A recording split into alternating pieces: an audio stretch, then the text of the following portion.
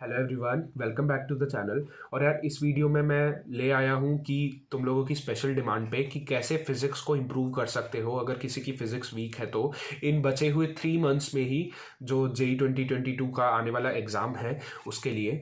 और अगर किसी की यार फिज़िक्स वीक है तो देखो उसकी परसेंटाइल को ऑफकोर्स डाउन कर देगी। पूरे मैथ्स और फिजिक्स केमिस्ट्री अच्छे होने के बाद भी वो उसकी परसेंटाइल को नीचे ले आएगी अगर फिज़िक्स में कम मार्क्स आ रहे हैं। लेकिन अगर वही इंसान फिज़िक्स में भी अच्छा ले आता है, जैसे मान लो किसी के 70 मार्क्स आ रहे हैं और वो फिजिक्स में भी 70 ले आता है, तो 210 उसका स्कोर हो जाता है, काफ़ी अच्छा स्कोर जिस पे आराम से उसकी 99 प्लस परसेंटाइल आ जाएगी। तो ये काफ़ी अच्छी चीज़ है, इसलिए कोई भी सब्जेक्ट पीछे नहीं रहना चाहिए, तीनों सब्जेक्ट को बराबर लेके चलो और तीनों सब्जेक्ट में ही मेहनत करो। अगर कोई एक सब्जेक्ट वीक है तो उसको पीछे नहीं छोड़ना। तो इसीलिए मैं आज इस वीडियो में बताने वाला हूँ कि कैसे फिजिक्स को अच्छा कर सकते हो। तो चलो आगे बढ़ते हैं, बिना कोई देरी के वीडियो स्टार्ट करते हैं। तो किसी भी सब्जेक्ट को अच्छा करने का प्रॉपर तरीका क्या होता है, अप्रोच क्या होनी चाहिए? देखो अप्रोच एक ही है कि सबसे पहले तो ये सोचो कि कोई भी सब्जेक्ट वीक है तो क्यों है। जब मैथ्स और केमिस्ट्री आ रही है तो फिजिक्स में ही ऐसा क्या है कि वो नहीं आएगा। अगर उसमें भी मेहनत करूंगा तो आ जाएगी, कोई प्रॉब्लम नहीं है। और जब बाकी फ्रेंड्स आसपास के कर पा रहे हैं, जो भी टॉप 5-6 बच्चे हैं क्लास में या जो भी स्टूडेंट्स हैं वो सब अपनी फिजिक्स अच्छी रख पा रहे हैं, तो मैं ही क्यों नहीं कर पा रहा। ये अप्रोच होनी चाहिए सोचने की। और इसके बाद चाहे कितना भी टाइम देना पड़े, चाहे मैथ्स और केमिस्ट्री में थोड़ा कम टाइम देना पड़ जाए, फिजिक्स में थोड़े बहुत आवर्स ज़्यादा देने पड़े, लेकिन ये फिक्स होना चाहिए कि मेरे को इम्प्रूव करनी है तो मैं 2 आवर्स 3 आवर्स दूंगा ही कोचिंग के अलावा, कि जिससे मेरी फिजिक्स इम्प्रूव हो जाए। तो ये एक अप्रोच होनी चाहिए। और सोचना चाहिए कि यार अच्छा तो करके ही रहूँगा, क्यों है मेरा चैप्टर मेरा कोई भी सब्जेक्ट वीक। तो एक तो चीज़ ये हो गई। और अब पर्टिकुलरली बात करते हैं प्रॉपरली फिजिक्स पे ही। तो सबसे पहली तो चीज़ क्या है यार फिजिक्स में इंपॉर्टेंट, विजुअलाइजेशन। तुम्हें सबसे पहले मैथ्स है, मैथ्स में प्रैक्टिस करोगे अच्छे से तो हो जाएगी चीज़ें। और केमिस्ट्री में भी अगर इनऑर्गेनिक ऑर्गेनिक है उनमें चीज़ें याद कर लोगे, और फिजिकल है उसमें भी प्रैक्टिस कर लोगे तो हो जाएगी। लेकिन फिजिक्स में सबसे इंपॉर्टेंट चीज़ है विजुअलाइजेशन, इसीलिए शायद ज़्यादातर बच्चे इसको नहीं कर पाते। तो और दूसरी बात इमेजिनेशन, ये सब चीज़ें फिजिक्स में बहुत इंपॉर्टेंट है। कि अगर कोई वेज है उस पर कोई ब्लॉक है तो वो नीचे आ रहा है तो कैसे आ रहा है, सबसे पहले ये चीज़ इमेजिन हो जानी चाहिए। कोई पुली है, प्योर रोलिंग हो रही है, ये सब चीज़ें इमेजिन हो जानी चाहिए। तो उसी चीज़ से फिजिक्स का इसमें बहुत बड़ा रोल है। और सबसे पहले तो ये चीज़ रिकॉग्नाइज करो कि यार मेरा कोई भी सब्जेक्ट वीक है। एक बच्चा है जिसने ये चीज़ रिकॉग्नाइज ही नहीं की, उसको अवेयरनेस ही नहीं है कि यार मेरा कोई सब्जेक्ट वीक भी है, जैसा चल रहा है वैसे चलने दो, फिजिक्स में मार्क्स नहीं आ रहे कोई बात नहीं है। तो तुम उससे तो आगे निकल चुके हो, इसीलिए तुम इस वीडियो में हो आज। तो ये चीज़ होनी चाहिए अवेयरनेस कि हाँ मेरा कोई सब्जेक्ट वीक है, तभी तुम आगे जाके उसमें स्टेप्स बढ़ाओगे। तो स्टेप नंबर 1 तो ये हो गया। नेक्स्ट स्टेप क्या है कि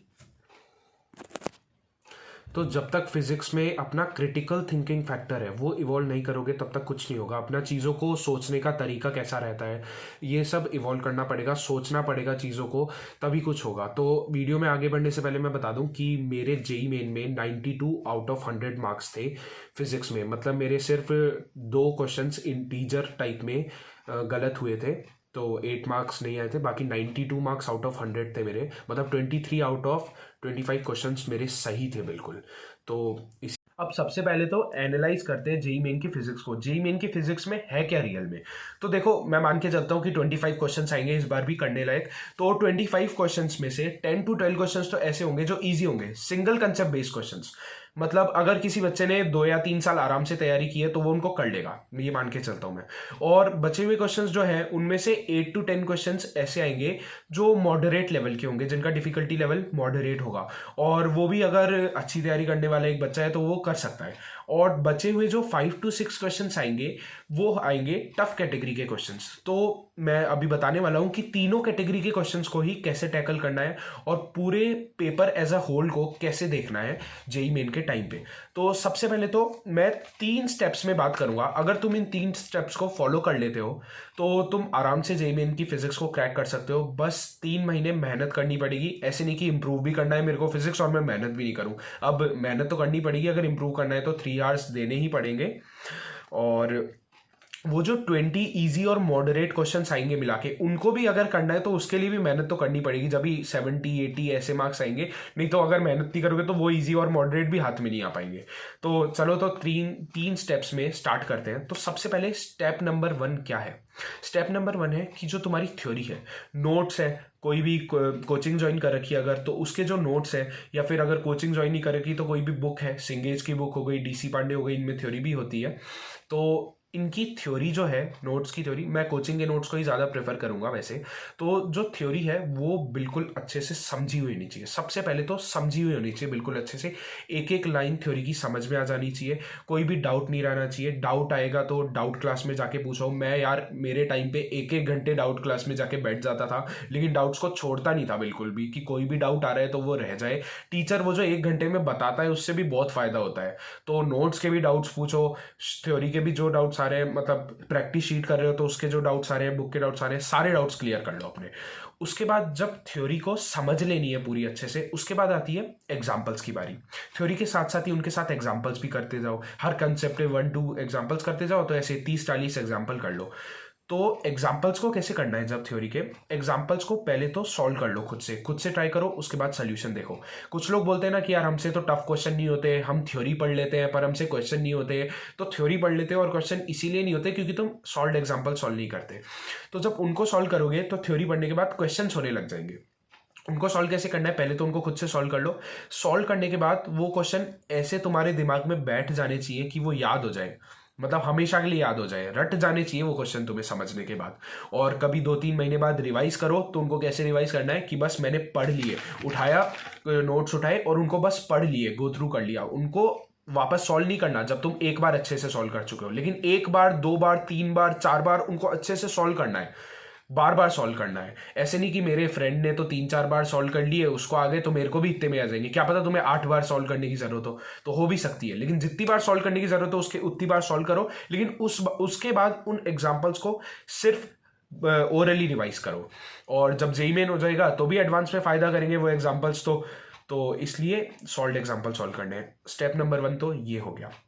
स्टेप नंबर 2 क्या है?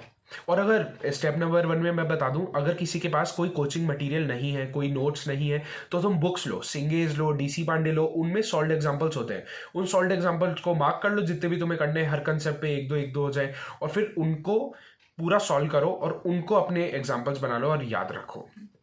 उसके बाद स्टेप 2 क्या होगा? स्टेप 2 ये है कि प्रैक्टिस करनी है। अब एग्जाम्पल्स हो गए, थ्योरी हो गई, तो नेक्स्ट थिंग आती है प्रैक्टिस। तो प्रैक्टिस कैसे करनी है? सबसे पहले मैं प्रेफरेंस दूंगा कोचिंग मटेरियल को। कोचिंग मटेरियल बेस्ट है। उसमें कैटेगरी होती है कि यार एक्सरसाइज 1 है वो इजी है, एक्सरसाइज 2 है वो हार्ड है, एक्सरसाइज 3 है वो प्रीवियस ईयर से या कोई और है। तो उसमें कैटेगरी होती है। तो एक बच्चे को पता होता है यार मेरे को जेई मेन की तैयारी करनी है तो मैं एक्सरसाइज 1 कर लेता हूँ, जेई एडवांस की भी अच्छे से करनी है तो एक्सरसाइज 2 भी कर लेता हूँ। तो इसलिए कोचिंग मटेरियल्स मेरी ज़्यादा प्रेफरेंस रहेगी, लेकिन फिर भी बुक्स पे भी जा सकते हो, कोई प्रॉब्लम नहीं है, दोनों से ही अच्छा स्कोर आ सकता है। तो सबसे पहले कैसे करनी है प्रैक्टिस? एक्सरसाइज 1 लो, जेई मेन लेवल की या जेई मेन एक्सरसाइज जो भी है, उसको सारी को एग्जाम्पल्स करने के बाद सॉल्व करने की कोशिश करो। अब तुमने सॉल्व एग्जाम्पल्स अगर ढंग से करें तो तुमसे जेई मेन लेवल की एक्सरसाइज सॉल्व हो जाएगी। ऐसा कोई सवाल ही नहीं उठता कि जेई मेन लेवल की एक्सरसाइज सॉल्व नहीं होगी। अगर 10 में से 5 क्वेश्चन हो रहे हैं कोई बात नहीं, अगले क्वेश्चन करो तो 10 में से 6 होंगे, 10 में से 7 होंगे, ऐसे बढ़ते जाएंगे जेई मेन लेवल की एक्सरसाइज में। तो उसको सॉल्व करो। उसको सॉल्व कैसे करना है कि कोई भी क्वेश्चन नहीं हो रहा, सबसे पहले तो टेस्ट फॉर्म में सॉल्व करो। ऐसे नहीं कि हर के बाद आंसर देखने हैं। 10 क्वेश्चन चूज करो और देखो कि मेरे से कितने क्वेश्चन हो रहे हैं पहली बार में। 4 क्वेश्चन हो रहे हैं, 3 क्वेश्चन हो रहे हैं, कोई प्रॉब्लम नहीं है, 5 क्वेश्चन हो रहे हैं, कोई प्रॉब्लम नहीं है, बढ़ जाएंगे धीरे धीरे आते आते। तो उन क्वेश्चंस को देखो कि कितने हो रहे हैं। उसके बाद नेक्स्ट 10 क्वेश्चंस अटेम्प्ट करो, फिर उनमें देखो कि कितने क्वेश्चंस हो गए, और अगले में ऐसे इंप्रूव करते जाओ। टाइमर लगा लो अगर लगा सकते हो। वैसे मैं प्रेफर करूंगा कि अगर स्टार्टिंग में कर रहे हो फर्स्ट टाइम तो टाइमर मत लगाओ, उस टाइम पे तुम सीखने के लिए कर रहे हो। दूसरी बार तीसरी बार करते हो या कोई और मटेरियल करते हो तो टाइमर लगा के करो। स्टार्टिंग में लर्निंग को अपने पेस पे चलने दो, टाइमर मत लगाओ। उसके बाद जब ये हो जाए तो उन क्वेश्चंस को भी बार बार सॉल्व करना है जेई मेन से पहले। ऐसे नहीं एक बार कर लिया मेरा तो हो गया, 1 महीने बाद या 2 महीने बाद जैसी भी जरूरत पड़ती है तो उन क्वेश्चंस में से मान लो 50 क्वेश्चन सॉल्व करे या 30 क्वेश्चन सॉल्व करे तो 10 क्वेश्चंस को स्टार मार्क करना है और उनको आने वाले टाइम पे सॉल्व करना है। तो ये हो गया स्टेप 2 प्रैक्टिस का तरीका। अब ये तो तुमने कंफर्म कर लिया अपने 15 to 20 जो मॉडरेट और इजी क्वेश्चंस आने वाले हैं, मतलब यहाँ पे आके तुमने अपने 70 मार्क्स जो है वो हाथ में ले लिए हैं। इसके बाद अब यहाँ पे मैं बताने वाला हूँ जिन बच्चों को 80+ 90+ स्कोर करना है फिजिक्स में मार्क्स और 99+ परसेंटाइल लानी ही है, तो देखो उनके लिए क्या है कि उनको जो 5-6 क्वेश्चन हार्ड वाले हैं ना, उनको भी टारगेट करना पड़ेगा। और वो टारगेट कैसे होंगे कि उसके लिए तुम्हें उसी लेवल के क्वेश्चन या उससे थोड़े ज़्यादा लेवल के क्वेश्चन घर पे करने पड़ेंगे अभी जब के एग्जाम में होंगे। तो स्टेप 3 यही है कि टफ क्वेश्चंस कैसे करें। अब यार हमसे इजी क्वेश्चंस हो जाते हैं, मॉडरेट हो जाते हैं, पर टफ नहीं होते। तो टफ क्वेश्चंस के लिए क्या करना है कि वो जो इजी क्वेश्चंस है ना, उनको तुम जब 1-2 बार सॉल्व कर लो अच्छे से, या फिर एक बार में अगर सॉल्व हो जाती है, मतलब थॉरोली सॉल्व कर लो, तो फिर आना है टफ वाली कैटेगरी पे। एक्सरसाइज 2 या फिर कोई भी बुक है तो उस बुक में हार्ड वाली एक्सरसाइज है उस पे आओ, और फिर उसमें एक पहली बार में कम क्वेश्चंस होंगे, कोई बात नहीं, कम क्वेश्चंस होंगे, उनको करो जितनी भी बार कम क्वेश्चंस हो रहे हैं, और फिर सोल्यूशन देखो। अगर नहीं होते तो कुछ लोग सोल्यूशन देखना पाप समझते हैं, ऐसा भी नहीं है यार। अगर तुमसे 10 में से 4 क्वेश्चंस 5 क्वेश्चंस हो जाते हैं तो सोल्यूशन देख लो बचे हुए का और सॉल्व मटेरियल ही करो। और सोल्यूशन देखने के बाद पहली बार में अगर नहीं हुए तो दूसरी बार में होने लग जाएंगे, तीसरी बार में होने लग जाएंगे। इसलिए जो बचे हुए क्वेश्चन है उनका सोल्यूशन देखो, और डाउट्स को तो रहने ही मत दो, क्योंकि जितना तुम जो क्वेश्चन खुद से करें उनसे नहीं सीखोगे, उससे ज़्यादा कहीं ज़्यादा डाउट से सीखोगे। तो ऐसा करते करते टफ क्वेश्चंस भी होने लग जाएंगे, कोई बड़ी बात नहीं है। तो ये थी मेरी पूरी स्ट्रैटेजी फिजिक्स के लिए कि कैसे आप भी 70+, 80+ या 90+ भी इन बचे हुए 3 मंथ्स में स्कोर कर सकते हैं। अब यार जिसने की तैयारी थोड़ी लो है वो 90+, 80+ तो स्कोर नहीं कर पाएगा, लेकिन मैं ये कह सकता हूँ यार 70+ इस टाइम पे एक नॉर्मल मेहनत करने वाला बंदा स्कोर कर ही सकता है अगर वो 3 मंथ्स अच्छे से मेहनत कर ले तो। और अब जो नेक्स्ट वीडियोस आने वाली है बहुत ही ज़्यादा हेल्पफुल होने वाली है फिजिक्स के लिए, केमिस्ट्री के लिए, मैथ्स के लिए, सबके लिए ही, जेई मेंस एडवांस सबके लिए बहुत ज़्यादा हेल्पफुल होने वाली है। तो अगर अभी तक चैनल को सब्सक्राइब नहीं किया है तो इमीडिएटली सब्सक्राइब कर लो, because those videos are going to be very very helpful. So that's it for today. और